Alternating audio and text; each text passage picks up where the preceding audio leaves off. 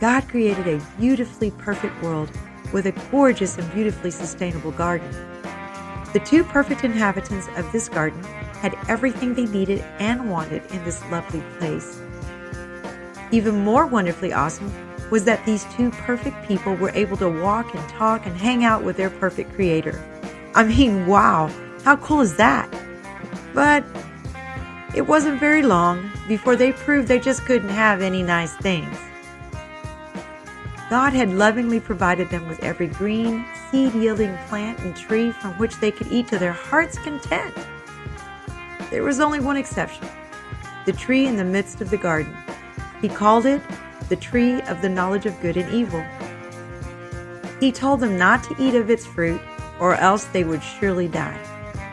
He had given them only one simple law to keep.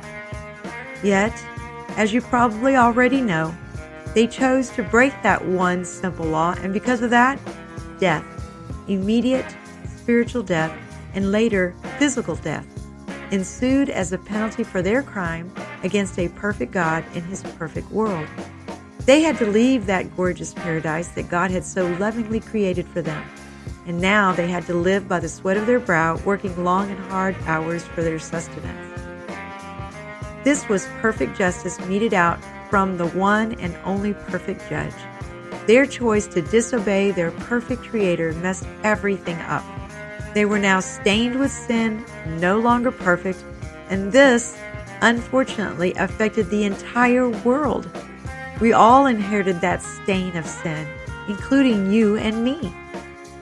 However, because God is so deeply compassionate and merciful, He made a way to have our crimes paid for and to save us from spiritual eternal death, both at the same time. He'd pay the price Himself.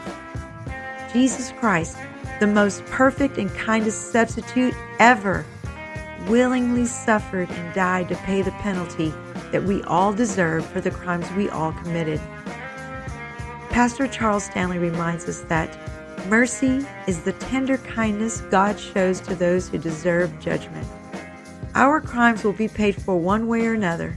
Either we will pay and serve out our deserved sentence of eternal death, or we can accept the kind and gracious gift that God has offered to each one of us and live, truly live here and now and ultimately eternally.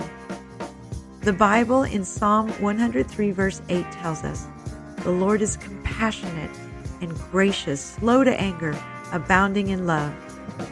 Personally, years ago, I made the choice to say yes to His spectacular offer. And although I still have my many, many struggles, I know that He's with me every step of the way. He has promised to never leave me or forsake me, and He's proved that to be true in my life over and over and over again. Have you also made that choice to say yes to His limited time offer?